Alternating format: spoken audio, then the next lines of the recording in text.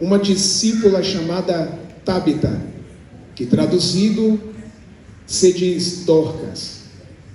Estava cheia de boas obras e esmolas que fazia. E aconteceu naqueles dias que, enfermando ela, morreu. Tendo-a levado, a depositaram no quarto alto. E como Lida era perto de Jope, ouvindo os discípulos que Pedro estava ali, lhe mandaram 2 varões, rogando-lhe que não se demorasse em vir ter com eles. E levantando-se, Pedro foi com eles.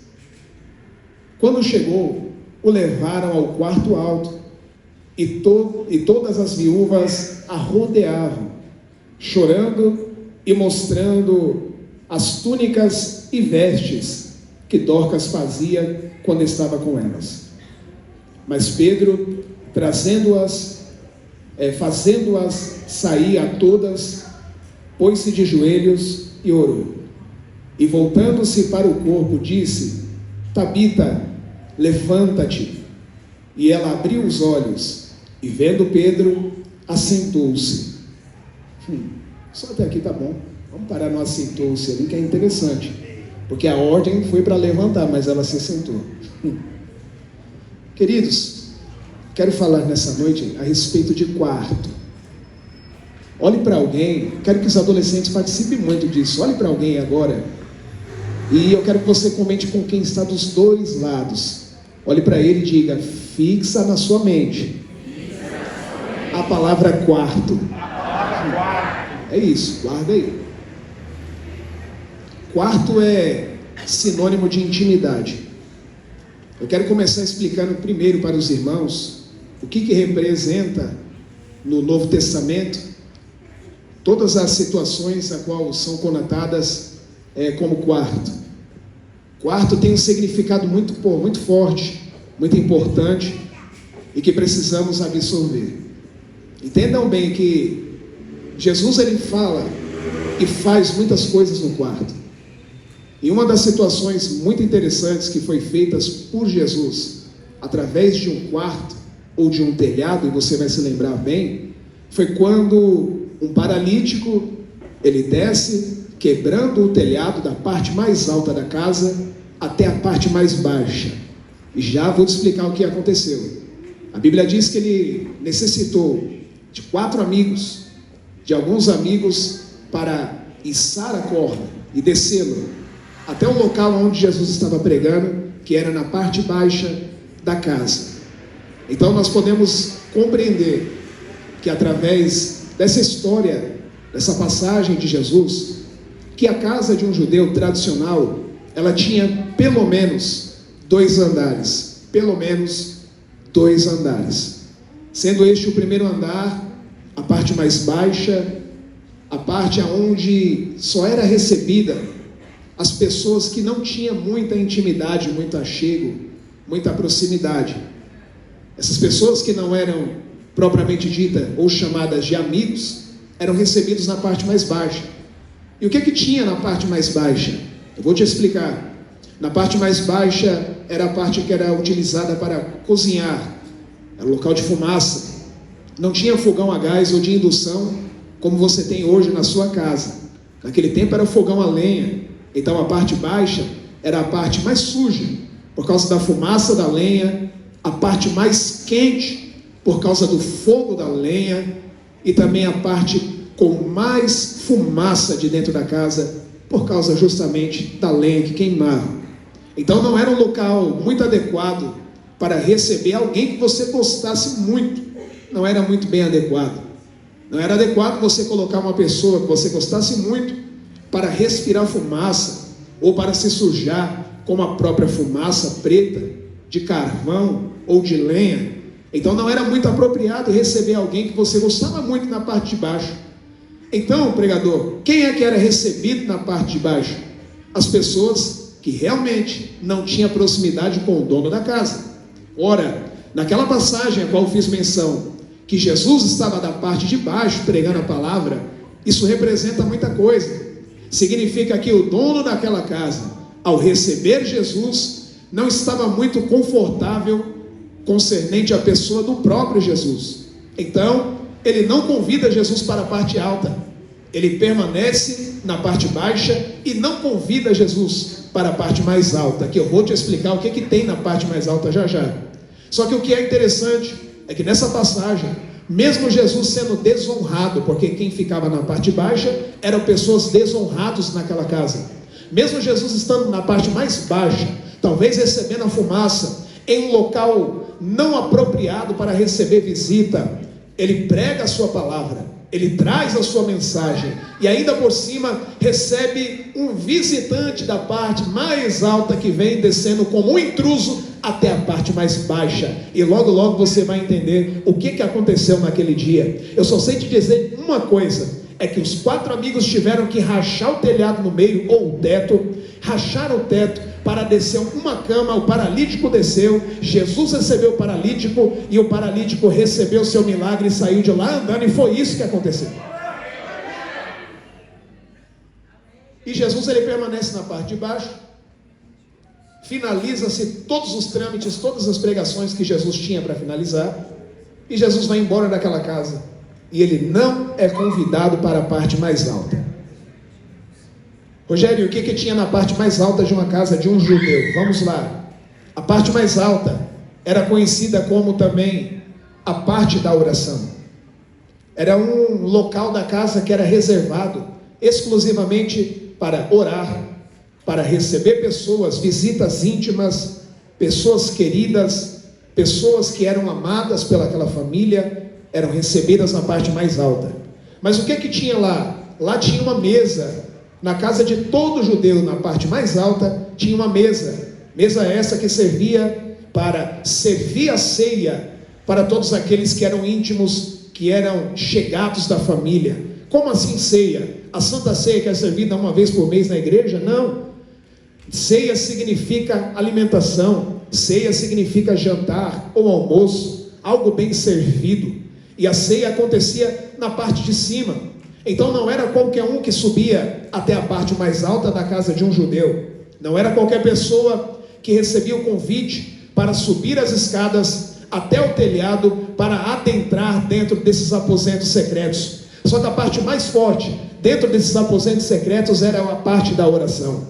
Era lá aonde Deus descia com sua presença, visitava o indivíduo que estava orando de forma forte, de forma intensa, e respondia à oração com a presença. Ou seja, era um local de intimidade, era um local de exclusividade, era um local de receber a presença, seja de alguém bom, seja do próprio Deus na terra. Era um local de oração, era um local de falar conversas íntimas. Afinal de contas, não falamos de coisas íntimas com qualquer pessoa, a não ser com o nosso bom Deus, alguns entes da nossa família e alguns melhores amigos que assim consideramos, e todos esses que eu aqui citei eram recebidos na parte mais alta. Aí eu quero te lembrar algo que Jesus ele fez menção lá no Evangelho de Mateus, no capítulo 6, no versículo 6, a respeito da oração. Jesus fala algo interessantíssimo no versículo 6 que diz: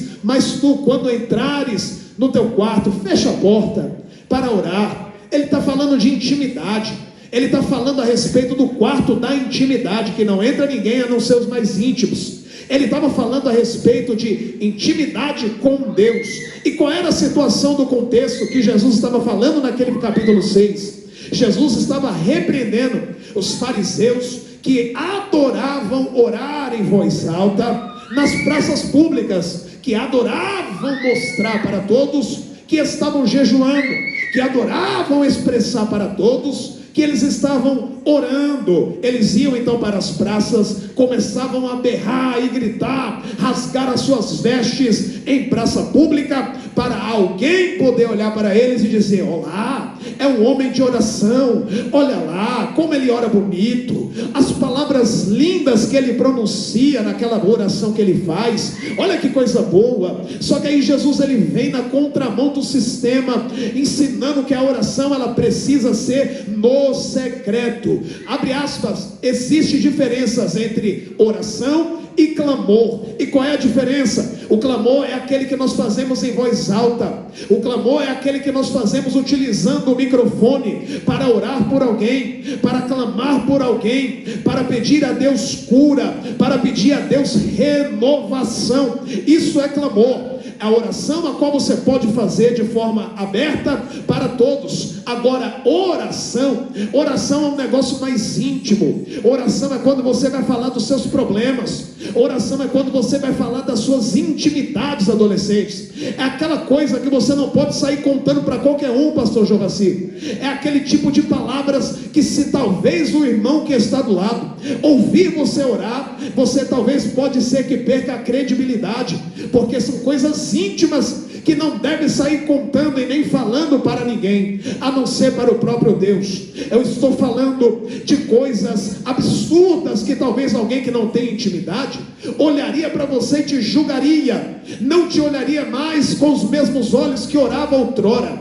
Aleluia. Eu estou falando de conversas que geralmente você tem com pessoas da terra, muito íntimas, pessoas que você confia, pessoas que você acredita, e ainda assim, ainda vai agora um primeiro conselho para a tua vida: não confie em qualquer um para falar de coisas expostas da tua vida. Não coloque, não faça exposição, não fale para qualquer um. Primeiro conselho. Segundo conselho, adolescentes, e também para a igreja: tem coisas que só devem ser contadas para Deus em oração. Segundo conselho é esse, foi dado. A Bíblia nos diz então que Jesus, ele nos ensina a orar no capítulo 6. E é agora que eu começo a pregar. Ele nos ensina a orar e ele utiliza a oração do Pai Nosso, que é uma oração bem interessante. Ele nos ensina a orar e chamar a Deus de Pai. E ele então inicia o Pai Nosso, que no grego é bem interessante. No grego seria Pater Remon, Roentois Uranóis, Agasteto Tonomassu, Agasteto Te Basileiasu. Pregador, não entendi nada. É a oração do Pai Nosso. Pai Nosso que estais nos céus, santificado seja o teu nome. Venha a nós ao teu reino, ponto. Venha a nós ao teu reino, ponto. Mas o que me chama a atenção é a primeira palavra, Pai Nosso. Pai remete a algo muito íntimo. Pai remete a Criador. Pai remete a progenitor. Algo íntimo.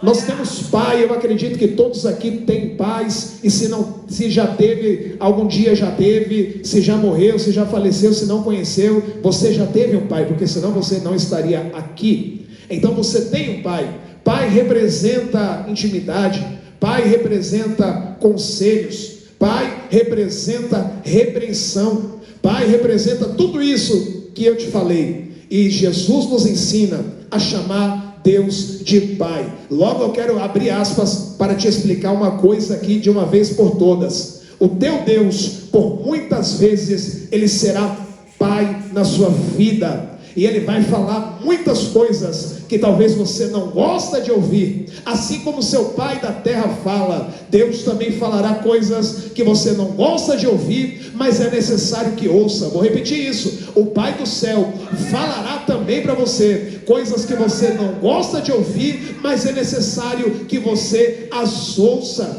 Deixa eu te trazer alguns gatilhos e memórias da sua infância, ou até mesmo memórias atuais. Você que é adolescente e jovem, lembra-se de um dia que você pediu para o seu pai algo, e o seu pai disse não. Lembra-se de um dia que você pediu algo para a sua mãe, e a sua mãe olhou para você e disse não, não é bom que você faça isso, não é bom que você vá para esse lugar, não é bom que você fale tal coisa, não é bom que você cante tal coisa, não é bom que você assista tal coisa, não é bom que você faça tal coisa. E eu me lembrei de uma palavra de um pregador muito conhecido, que ficou muito conhecida essa palavra. Quem estava na convenção sabe, não é bom o que fazes. E quando o Pai da terra fala, o Pai do céu assina embaixo. Vou repetir, quando os pais da terra falam, o Pai do céu assina embaixo, porque, meu Deus,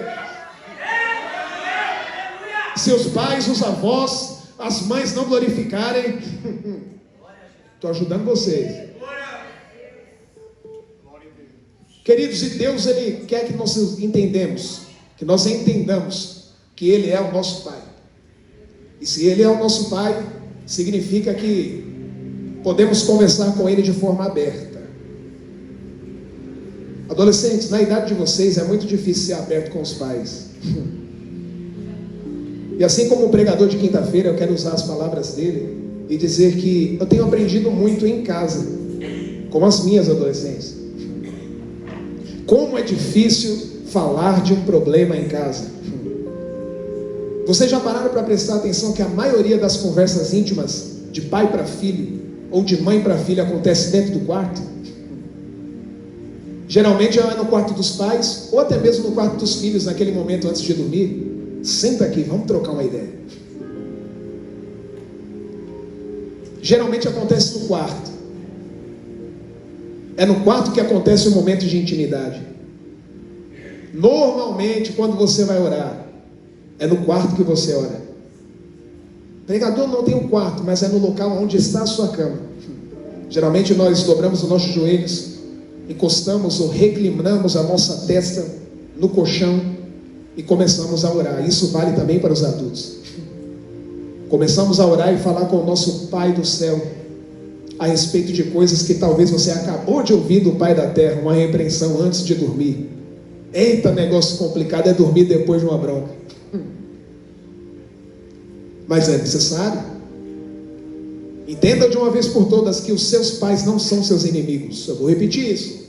Os seus pais não são seus inimigos. Seus pais são seus amigos. Vou fazer menção à palavra do pastor Heber, só que no caso não é pastor, tem um líder pregando. Os seus pais, por muitas das vezes, eles vão falar coisas que você não vai se agradar no momento. Só que lá na frente você vai perceber que foi necessário. Quarto é local de intimidade, e eu quero continuar aplicando aqui. E eu vou chegar em Dorcas, não esqueci de Dorcas. Quarto é local de intimidade. Quarto é local de repreensão. Quarto também é local de receber presença de Deus, e é um negócio fantástico. No quarto eu já recebi diversos milagres. Na oração do quarto eu já recebi diversos milagres. De eu dobrar o meu joelho e de repente eu escutar o WhatsApp tocar, plim, uma boa notícia. No quarto é onde acontece muita coisa. Rogério, por que você está falando tanto de quarto? Eu vou te explicar. Existem dois tipos de quarto, e eu estou falando agora do quarto terreno. Depois, daqui a pouquinho eu vou falar do quarto aqui. É local de intimidade. Só que ainda falando de quarto, vamos falar de Dorcas. Dorcas era uma mulher a qual a Bíblia não fala se ela era casada, se ela era solteira, se ela era jovem, se ela era velha.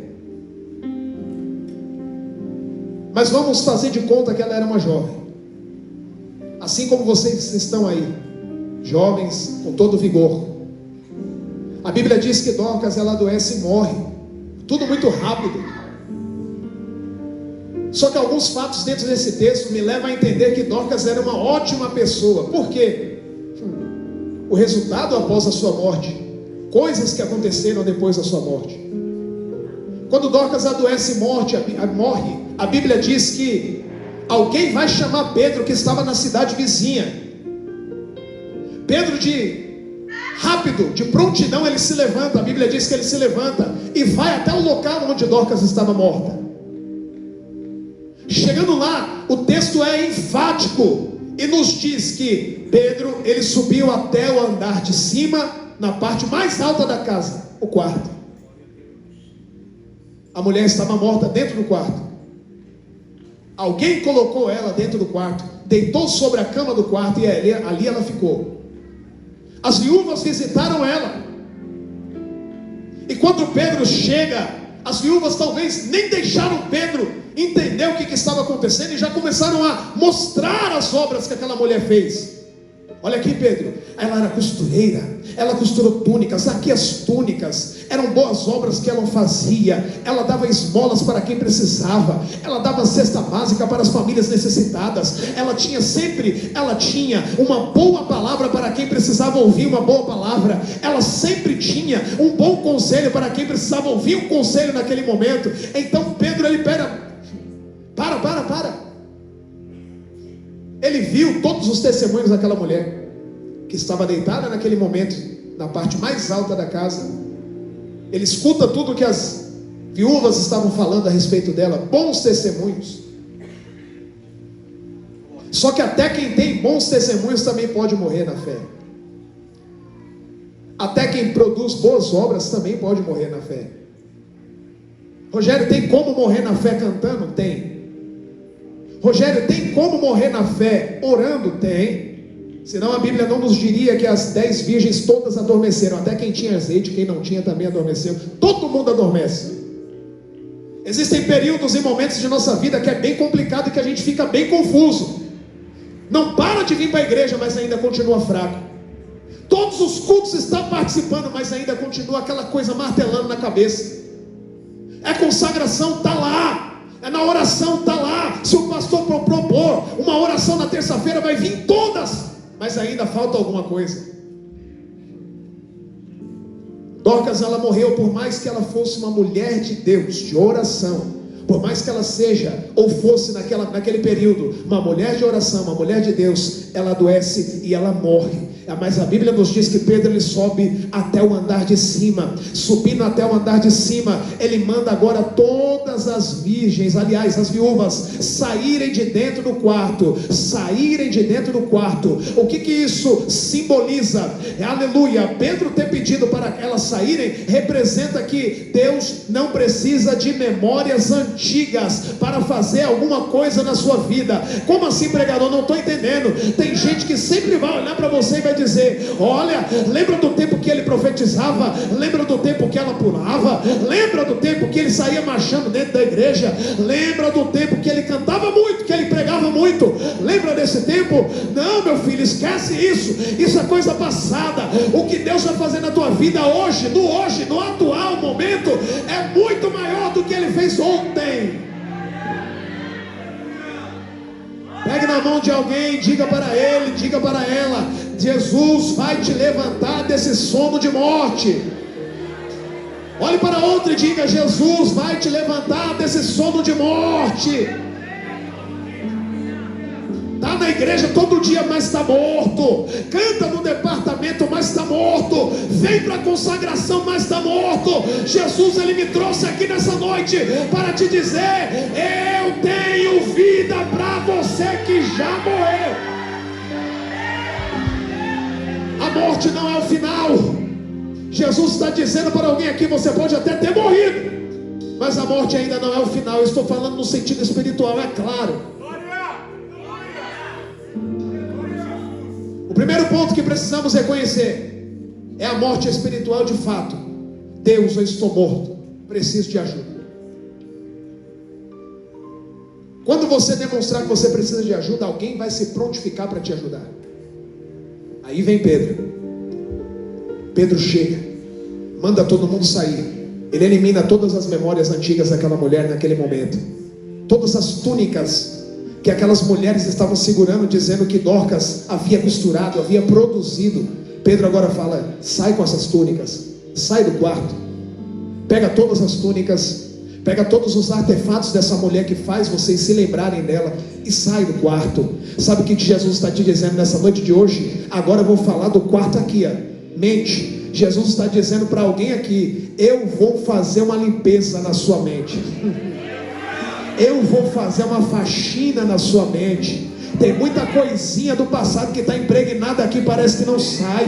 Tem muita coisinha do passado que já foi, túnicas que já foram costuradas e que hoje já nem te servem mais, mas está aqui martelando, martelando e batendo, e não te deixa viver uma vida plena na presença de Deus, não te deixa, aleluia, provar do renovo verdadeiro do céu, que não te deixa provar da maior presença presença de Deus de forma múltiplas que Ele tem para a tua vida, porque esse negócio fica batendo e martelando na sua mente, na mente do teu quarto, do interior da tua alma, que ninguém vê.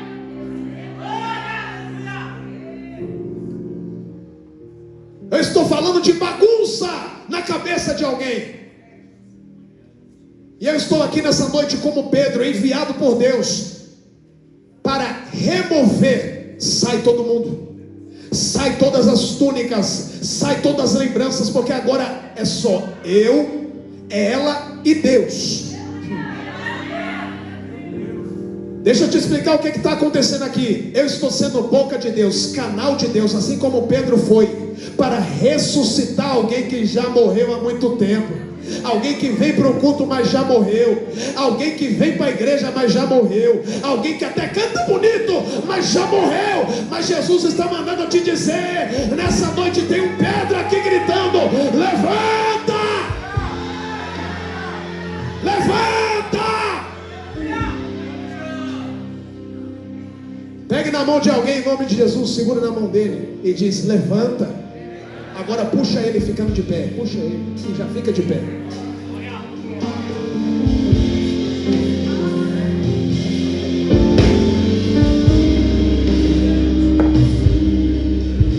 Pedro, ele faz a oração,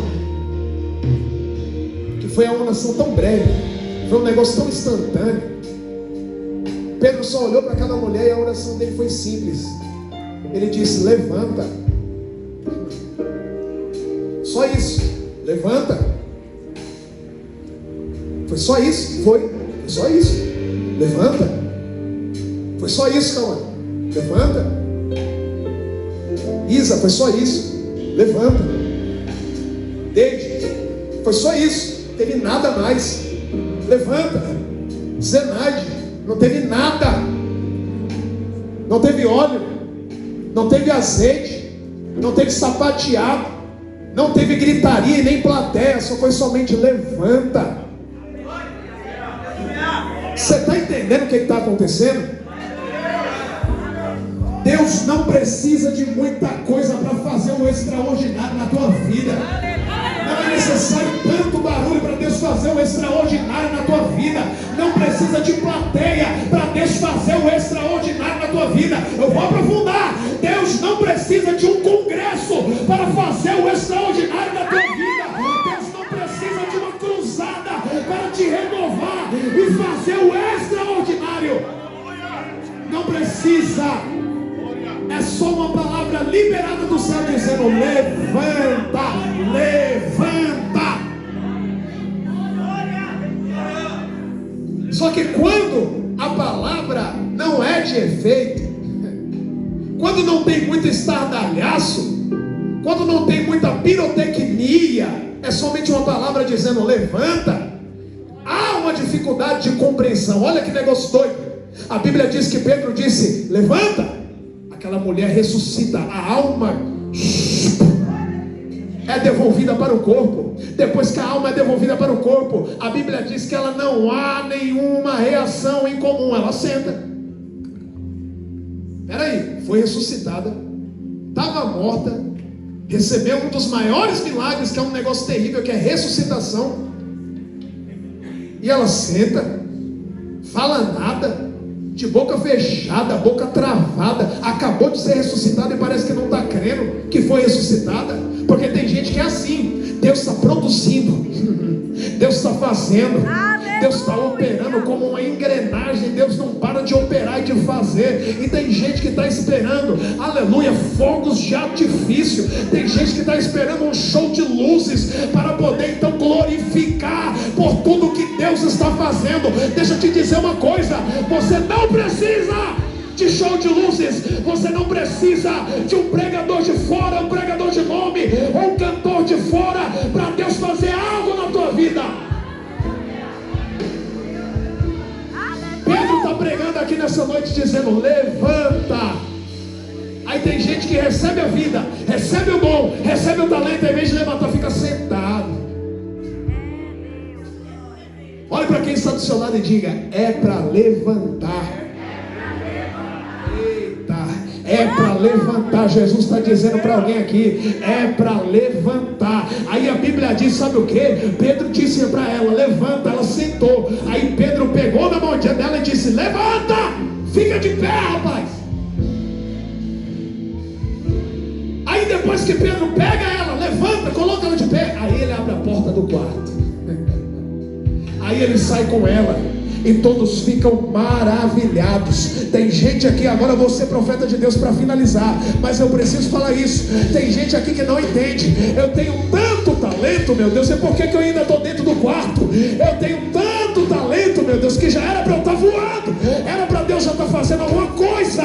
Deus me prometeu, foi mais de 10 profetas, 20 profetas, e nada aconteceu. Sabe o que está acontecendo? A engrenagem de Deus está girando, Gi. A engrenagem de Deus está girando. E tem gente que está esperando um show de luzes acontecer para poder reagir. Quando Deus quer te usar em pequenas oportunidades, Deus está olhando para você e dizendo, levanta. Aí você fica sentado.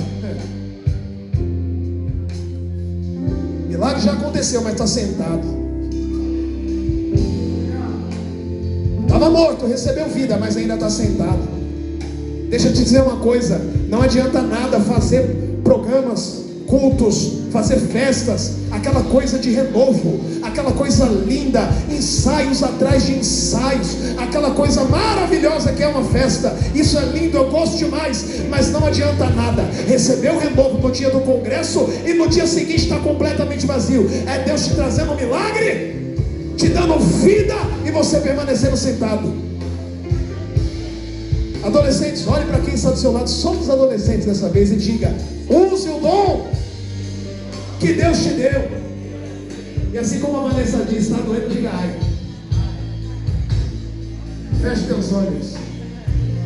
Vou finalizar orando. Oração é coisa íntima.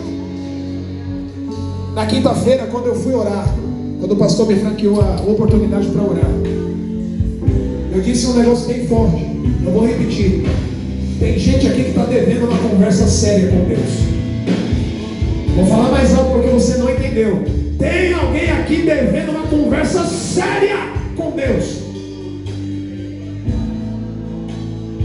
Então não espere muita pirotecnia, não espere muita loucura aqui nessa oração, porque isso é oração, não é clamor. Então você vai falar com o seu Deus ali agora.